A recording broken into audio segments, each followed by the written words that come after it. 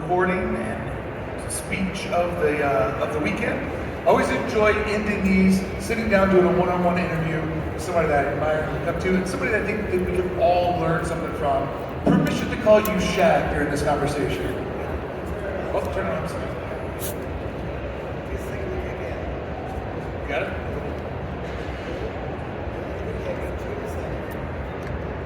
Hey. Yeah, I always tell people you can call me Shag or you can call me Josh, but if somebody calls Josh from across the room, I don't turn around, but if they call Shag, I do. Nice.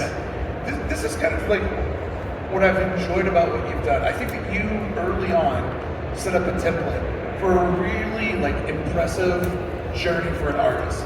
And I love that what you did is you gave yourself so many access points to succeed, so many different ways to earn and to keep it all going, right?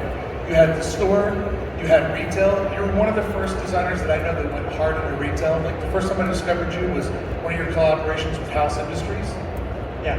And then that kind of let me pull on the thread to see who you were. But I'd love to talk to you today about how you were able to be such a visionary, not only in the artwork you do, we're going to talk about that, but I love how you ran your business, like creating your own stores. You were one of the first artists to make yourself a brand, which in fact made it easier for people to discover who you were. So obviously this all goes back to, at some point, you were working for other people and you had clients, right? Yes. Let's talk about how you jump on the road and start creating the path of being Shag. Well, I started off as a commercial illustrator and graphic designer in the record industry. What time is this?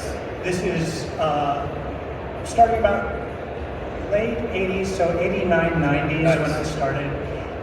Mostly working for indie labels. And I kind of specialized in being able to recreate vintage illustration styles. That was kind of my niche. So I was doing a lot of reissue records or 60s garage bands, or surf instrumental records, things like that. And were you illustrating these ink and brush? Originally it was by hand, yeah. Yeah. And then at some point it transitioned to digital art, especially at the point where a record label said, you have to hand us this album cover on a disc. You can't hand us real artwork. Right. One of the things I think attracts people to your artwork is your finesse and line work. Like how it bevels and fattens and shrinks back down. Your line work is just masterful. And when you were doing all of that stuff by hand, who were some of the influences that you would sort of emulate to create the Shag look? Well, the influences were illustrators from the 50s and 60s mainly, who were also doing it by hand. Yeah. And also silkscreen posters. Right. So, especially the classic Disney attraction posters. When you go to Disneyland, you walk through those tunnels, they have a poster for the Haunted Mansion or the Pirates of the Caribbean, and those intrigued me. I didn't have time to make my own silkscreen prints, or I didn't have money to make silkscreen prints back then, so I was trying to paint as much as possible to look like a silkscreen. Really? That's fascinating. Yeah. Because I come from the world of silkscreening and concert posters and all that stuff, and it's interesting that when you learn the world of printmaking, how that informs your world of creativity and making art. So I love the fact that you were going through there, looking at those, those are essentially the movie posters, right? Because Walt designed it, we're walking on the red carpet, that takes us into the gallery, and those are all the features that we're going to get to see inside of Disneyland, so I love that. Yeah. And you've worked for Disney, you have pieces in Club 33, you've done lots of merge with Disneyana, and over when Wonder Gallery was there, you've kind of kept up that mid-century promise of when Disney was constructed. Yeah, I first started working with Disney in 2003, and when they approached me, none of their art or graphic design was inspired at all by kind of the late 40s and early 50s modernist stuff that they had been known for. They had completely abandoned that for kind of the cute Mickey Mouse, Donald Duck, stuff like that. And I wanted to kind of reference the earlier Disney graphic art that was a little more cutting edge for its time, back in the 50s and 60s. Yeah, I mean, a lot of your work, when you look at some of the early concept work that Disneyland was based off of, you see some of those looser drawings and more the artist hand in there versus if you started working with them in 2003, that's a very digital Photoshop version of Disney, and you put the artist hand back into it. Yeah, that's what I was hoping to do. Yeah, because like some of the early maps for theme park maps, over in the margins, some of those little wild illustrations, of Adventureland. I love those. Yeah, I completely know what you're talking about. And then even going back to the late 50s and early 60s, the souvenir book you got from Disneyland would have a great stylized image of the Jungle Cruise. Yeah.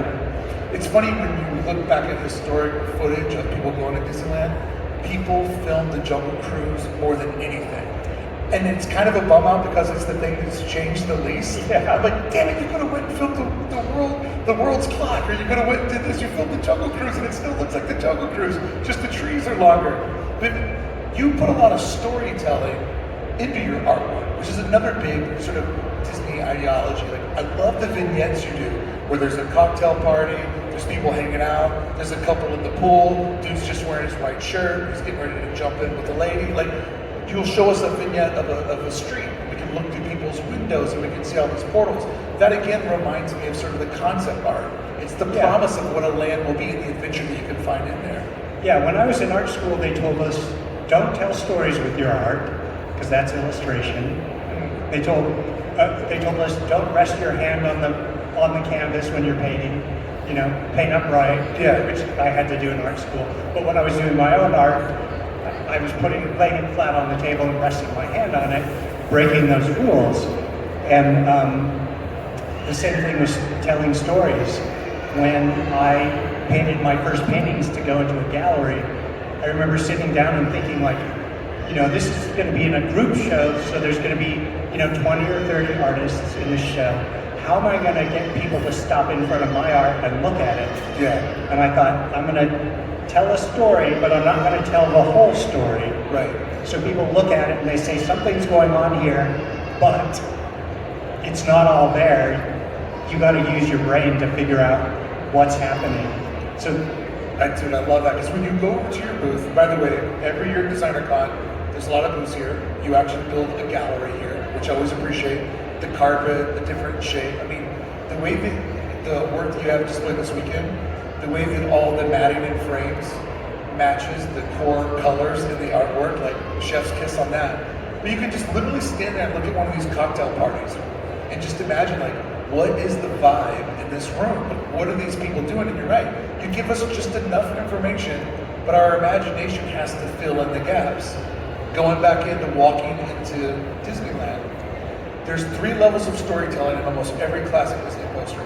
There's a look around piece that leads us to the main thing we're supposed to look at, but then there's an infinity layer that goes on forever.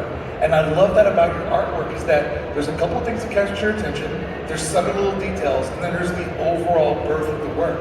And it really does a good point of letting the viewer have a moment with it. And in a world with so much media and so much noise, it was very nice this weekend to stand in front of your booth and just figure out, what the fuck is this story? And I love that. Yeah, and I mean, my art is informed a lot by movies and television as well. So the way a movie, a script lays out, an A story and a B story, and then little, dead ends and things, I always try to put that sort of stuff into my art as well. So in a lot of my, larger pieces, there's a main piece of action going on, but then if you look in the background, there might be a sub-story or a subplot. Yeah, a little monorail cruising through a mountain in the background. This is, what we're talking about though, is, once again, one of the reasons why I think your career is so successful is that storytelling, that personality. You keep it consistent from piece to piece, because the key thing to any great art career is consistency.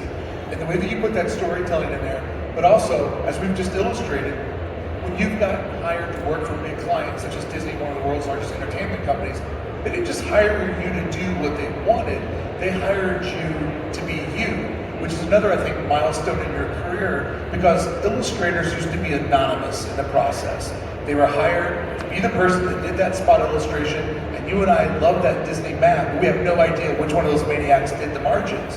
And you are that first wave of creators that goes, no, I want people to know that SHAG did this. And it makes the record more special because we know that you were there. And so when House was celebrating you it kind of let me pull on the string of all these things that you've done. And since then, the branding of your name, I want to give you credit. I think you're one of the first like modern illustrators to really brand yourself as an artist, as a personality, but also as a product. And so when I go to Cheeky's and I look over at the gallery, it's like, that's the other thing. Like you figured out your own distribution, your own product line, and when we look all through this grid, there's a lot of people that are in an indirect way following a very similar business model that you and I both know really didn't exist like 25, 30 years ago. Yeah.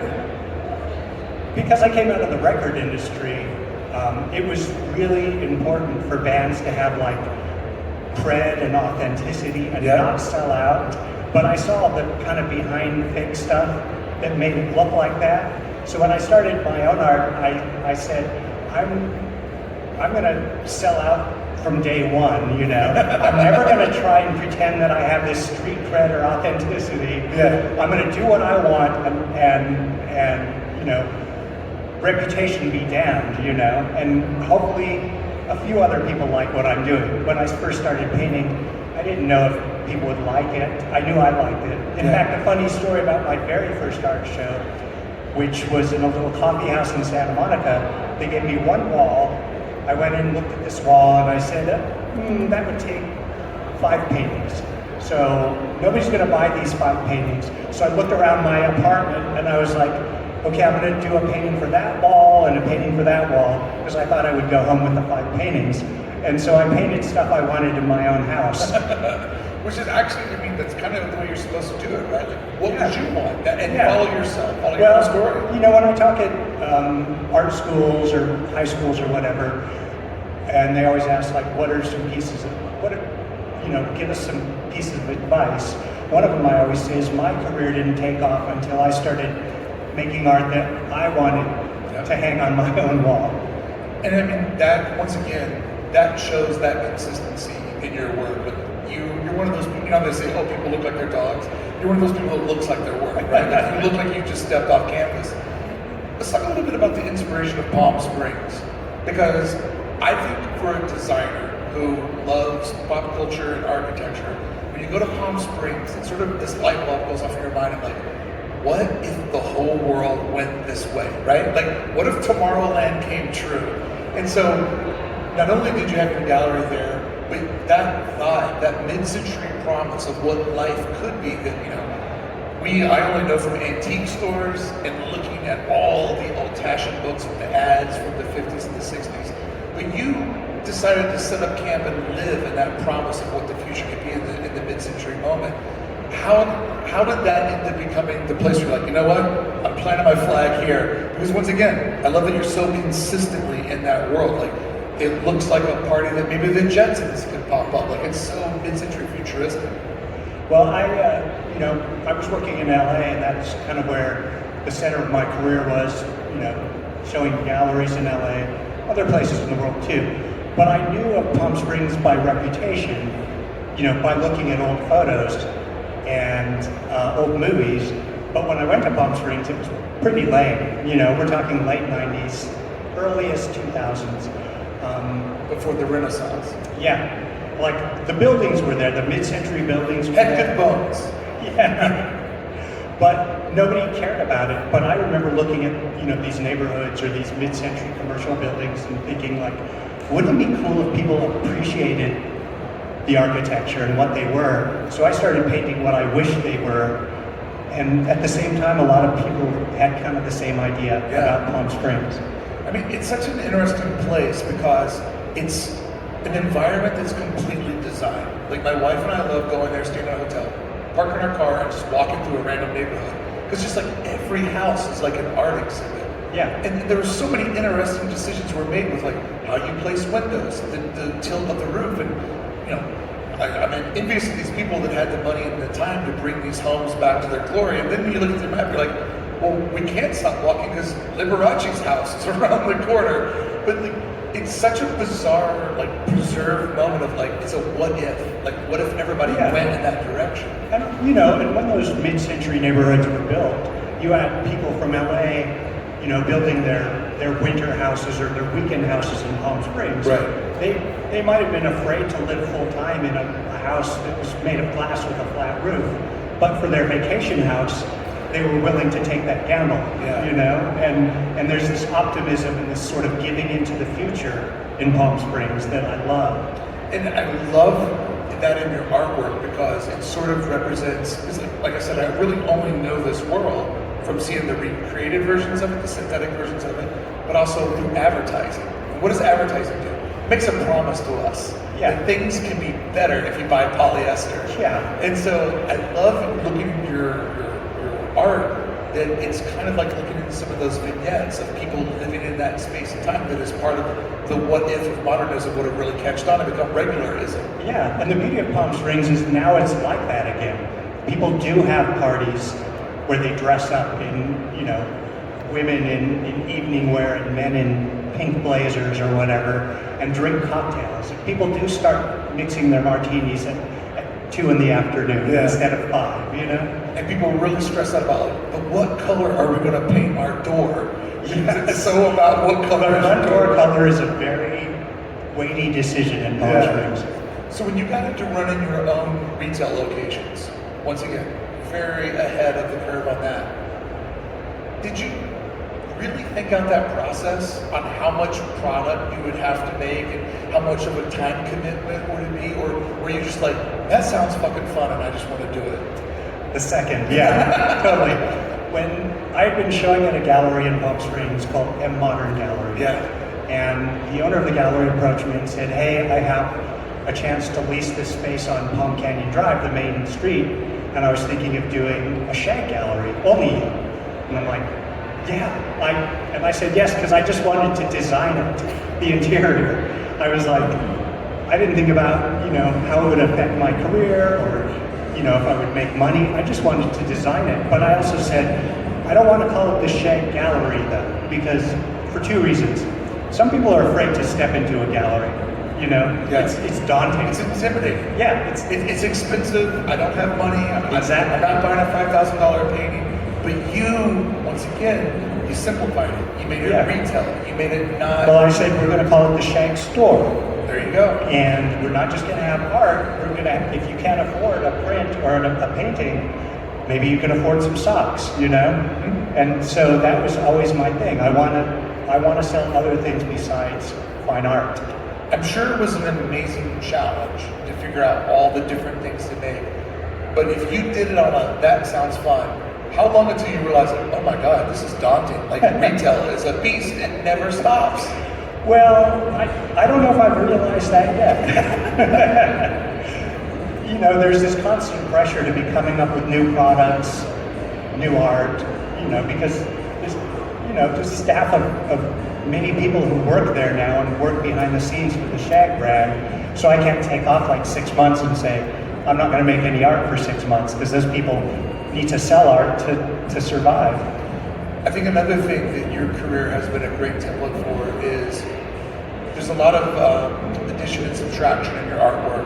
There is the, you know, expensive painting that I can't afford, but you do a good job of extracting characters and moments out of that, and then that materializes into things that people can't afford, whether it's stationery, you know, house items and stuff like that. So I really have always admired the idea that, you know, you create a world and then that can kind of get dissected and pulled apart a little bit into other entry points, you know, so if you can't get the painting, at least you can own a moment of it. Yeah, and that was always part of my plan from the beginning. When I first started painting, other artists around me had already licensed their art for stickers or t-shirts. There was an artist, Coop, he used to show at DesignerCon. I've interviewed him, he's a character. And he, you know, his t-shirts and stickers were everywhere. You couldn't drive through LA without seeing his stickers on a car. And I remember thinking, okay, if I ever had the opportunity to license like that, I would say yes, you know? And the first company that approached me to license my art was a Zippo lighter company. And I said, my art on a Zippo? What a cool idea.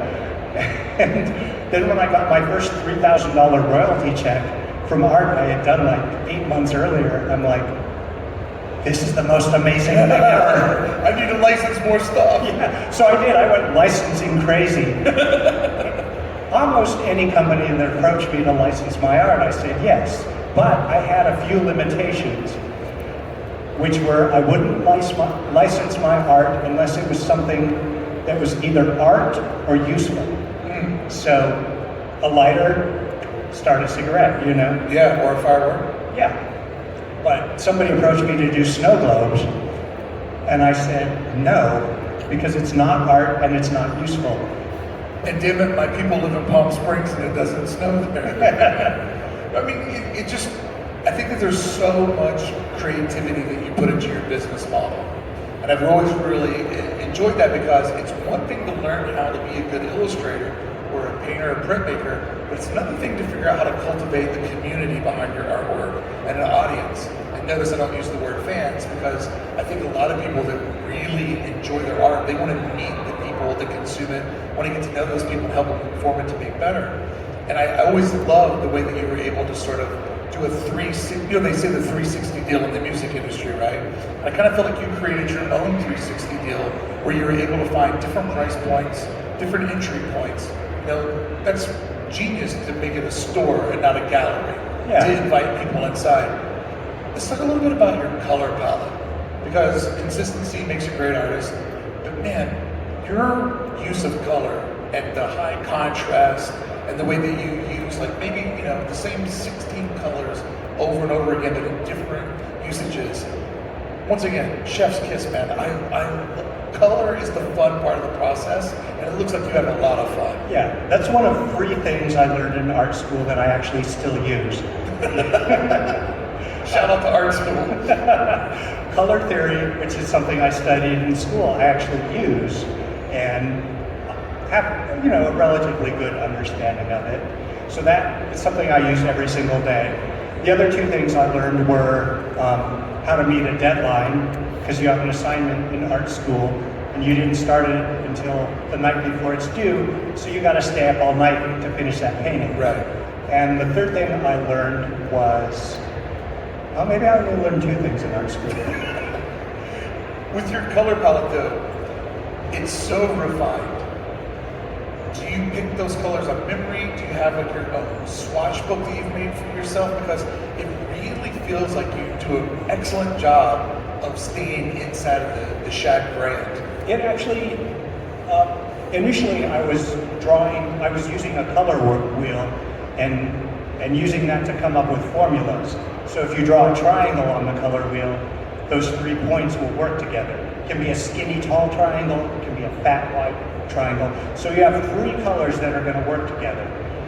And you can draw a straight line down a color wheel. You have 2 colors, those are complementary colors, which will work together. And when they're placed next to each other, they will make each color look brighter. You could have a triangle and you could draw a square over it and have the points of all of those shapes included in your color palette, and they'll work. So that's kind of how I was coming up with these things. And every now and then, I have to come up with a new color palette. If you go by our booth now, there's a silkscreen print based on the 5th element.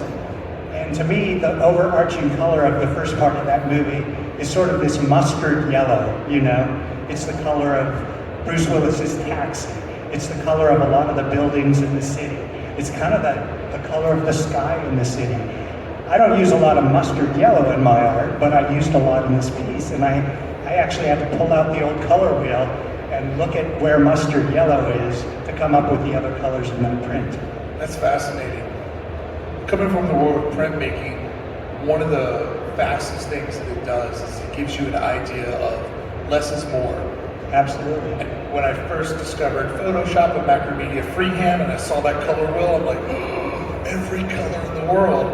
But then fast forward, I got into printmaking and I'm like, oh, 2 colors or 3 colors is the sweet spot. And that kind of began my journey of looking at packaging design from the, you know, the beginning of consumers in the 20s, 30s, 40s, and those old Tash and ad books and stuff. And then you start to realize, like, color usage, minimal color usage is so much more powerful. Yeah, I love like just black and one other color. When an artist can work with black and one other color and do something that you don't look at and say, oh, that's monochromatic, you know, I mean, that's such a skill. you know. Yeah, when you look at old packaging, it's either like a bright red or like almost like a Tiffany blue. Yeah. And the combination of that black and the white cardstock, which now looks cream dust because it's aged, there's just something magical about that old school packaging that I love. Yeah. So when you get into doing all of this, and then you start to get hired by, Disney and play inside of that sandbox, obviously you were a fan of the parks because you understand the parks and you understand how to tell that story. You tell your own stories in your artwork, but what was it like when you started getting hired from a client? You're like, okay, how do I tell the shag story inside of the park? Because I've always really enjoyed your unique perspective on this thing that, a psycho like me has done now hundreds of times. Well, that was the other thing. When Disney first hired me, I looked around at the art they were putting out, and most of it was character-based, so it was Mickey Mouse or Donald Duck, or it was just like the Haunted Mansion. Not people in that piece enjoying the Haunted Mansion. So I said, I'm going to paint people enjoying the park, because they don't have any art that expresses that, You're right.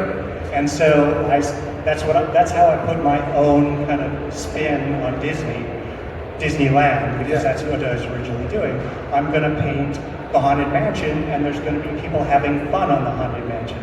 I'm going to paint the Jungle Cruise, and I'm not just going to paint some elephants and some natives. I'm going to paint people in a boat enjoying that. With the skipper and all of that, yeah. I mean, when I worked for the Wonderground Gallery, they basically said, if you want to work for Marvel or Star Wars, there's extra levels of getting approved. And if you want to do the films, you got to get the characters. And I just go, I don't want to do any of that stuff.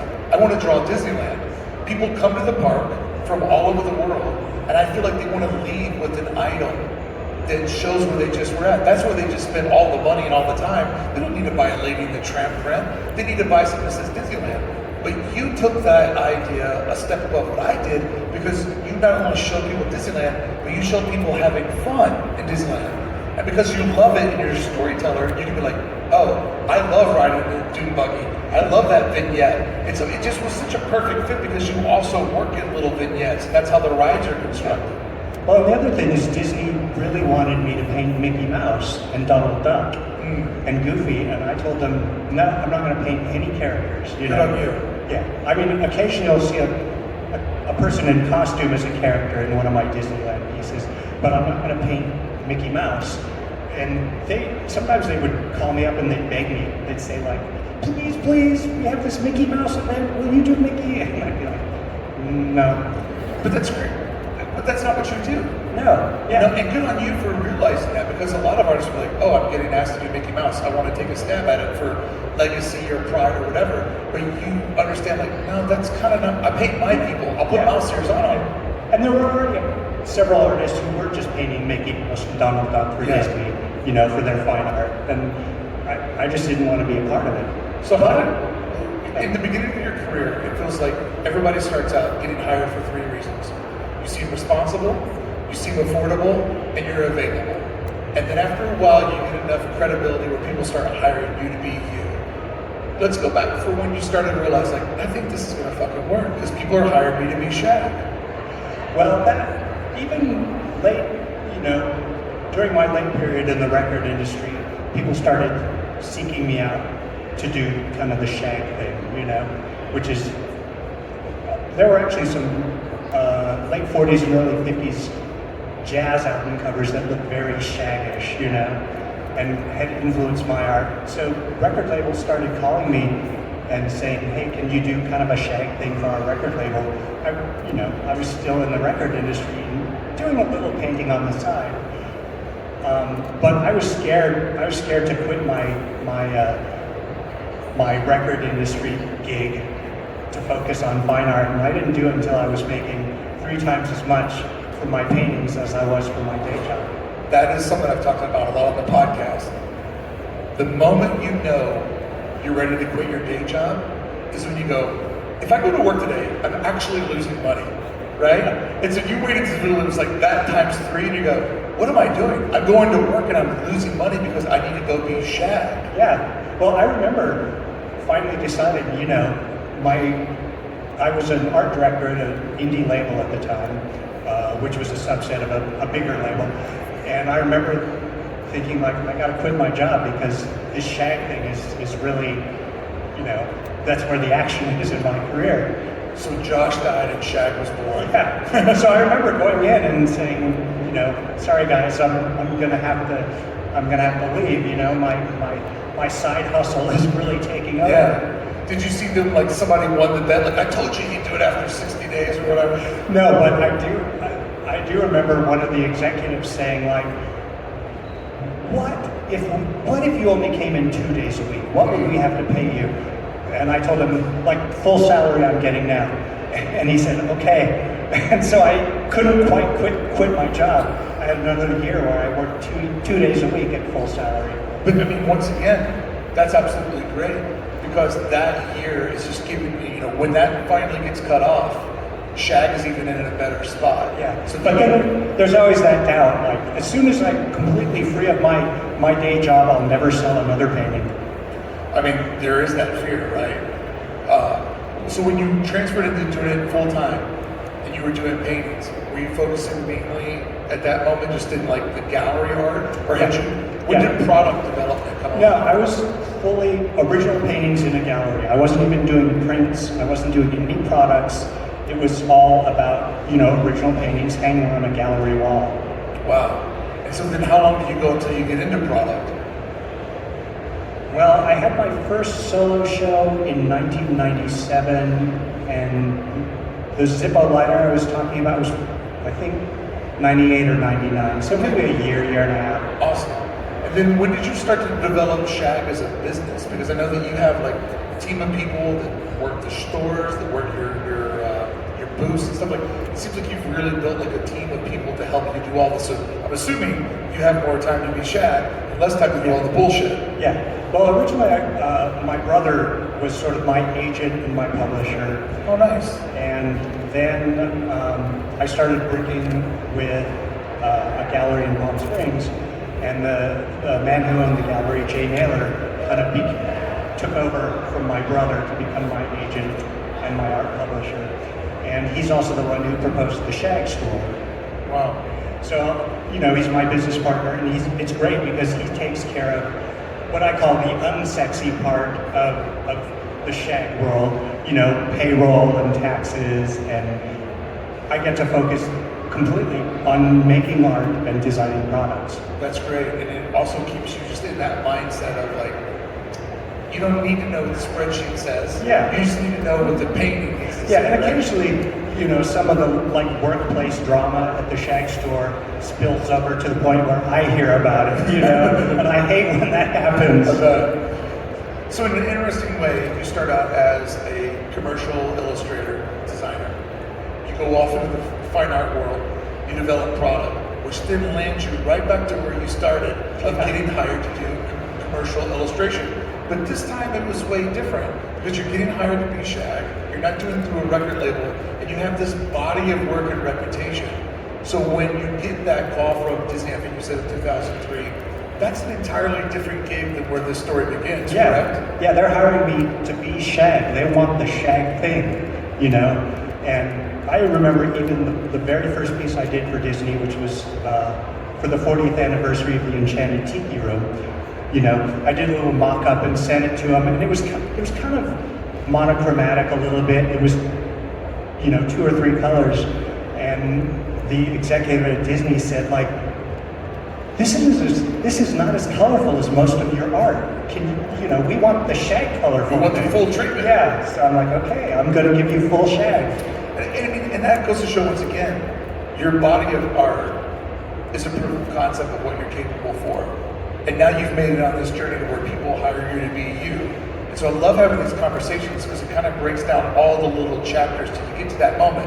Because people don't start there. You know, like the SHAG story is the finish line, but there was a lot of race that you had to run to get to that moment. And once you get to that point where you have a style that is recognizable enough and there's a name associated with it, you know, art directors or whoever, they want that, you know. Yeah. They'll come after you because they want that thing you do. I'm going to assume one of the things that's been a part of your success too is, like, let's kind of break down the buckets of fandom that you check off. I mean, You have the greatest thing any creator could ever want. You have your own community of people that enjoy what you do. But then you also have Disney fans that have brought you in as one of their own. You have Tiki, which is a whole other genre of maniacs.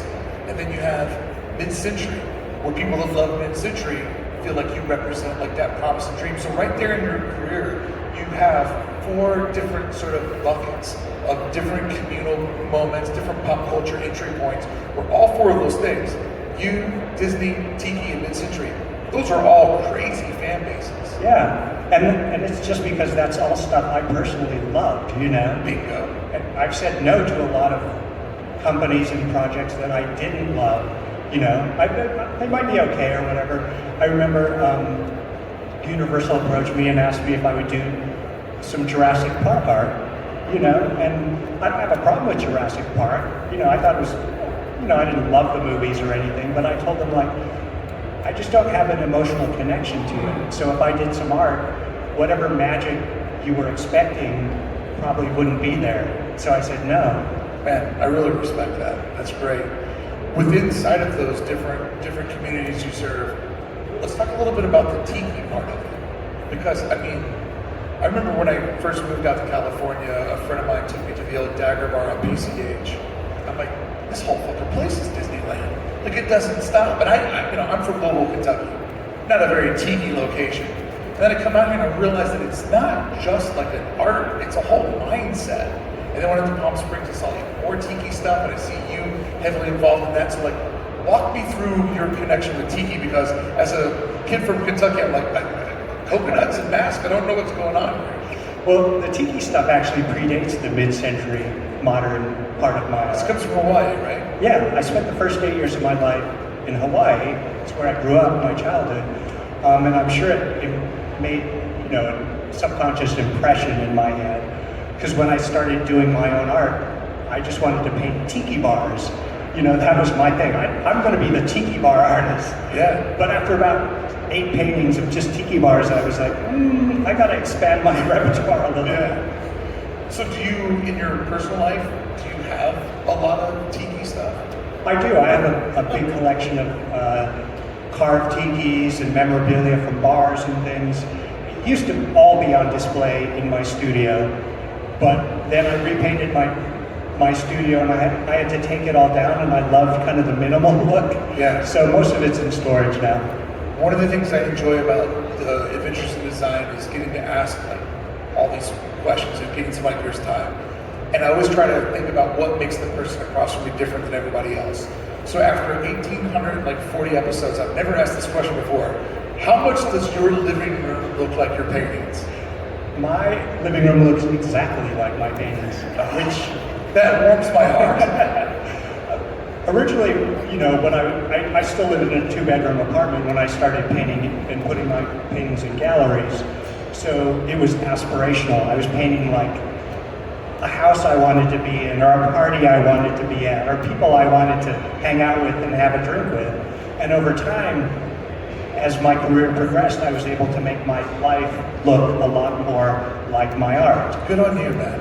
And if you go to Palm Springs, actually, I designed an entire house out there called the SHAG house, which looks like my art, but turned up to 10. It's open for tours occasionally. It hosts events.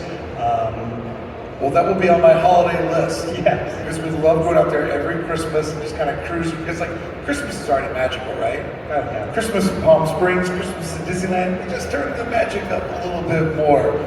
Because DCon always happens at the end of the year, I always love asking people about what they have next on the horizon. What do you got in store for 2025? Well, I'm going to be working with Elvira, if you know That's her. great. Yeah. Which is kind of the next project on my plate. I'm working with Disney right now on planning a retrospective art show of all the art I've done since 2003. Wow. In the Disneyana Gallery inside Disneyland. Yeah. So that's going to either be 2025 or 2026. So I'll see you at that one for sure.